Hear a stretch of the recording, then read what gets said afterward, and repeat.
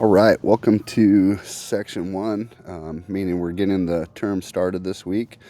Section one is 2 weeks in length, and hopefully this gives you enough time to kind of get the term started, get your textbook if you have not gotten that, and get going. As far as the reading goes, you'll be doing chapters 1 through 4 in the textbook.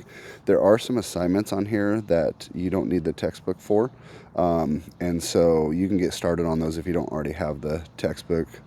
For example, Maslow's Hierarchy of Needs Personality Test is an internet assignment, so you can get on and do that. The Dimensions of Health, you can probably get on and do that before you get your textbook, and for sure the behavior change assignment. So a little reminder though, there are a discussion and a quiz. Those ones will close with the due date, which is in 2 weeks. So if you have your textbook, make sure you do the quiz as soon as you can. And again, just a reminder with the quizzes, do not use the end of chapter summary to find the answers in the back of the book. Those are wrong. The textbook company is fixing those. Okay, so on the behavior change plan, this is kind of a big assignment in the fact that this is personal health, and so this should be linked to you personally. On the behavior change plan, you're going to use a SMART goal, so please follow that template. You are going to do one goal. One mistake a lot of students make in this course is they try to multitask. For example, a lot of times they try to line working out with eating right. So they'll say, I'm going to work out 3 times a week and I'm going to count my macros. And you can do that. Just remember, for this assignment, just do one goal at a time to keep it simple. It should be a simple goal. Also, you want to pick something that's measurable. Ways to measure things are obviously things like a scale, days of the week.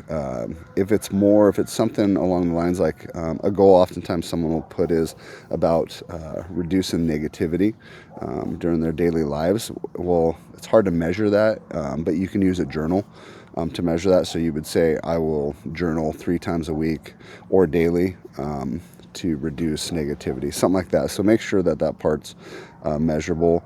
I gave examples of the behavior change plan. Please check those. Those are considered A work, so follow along with those if possible.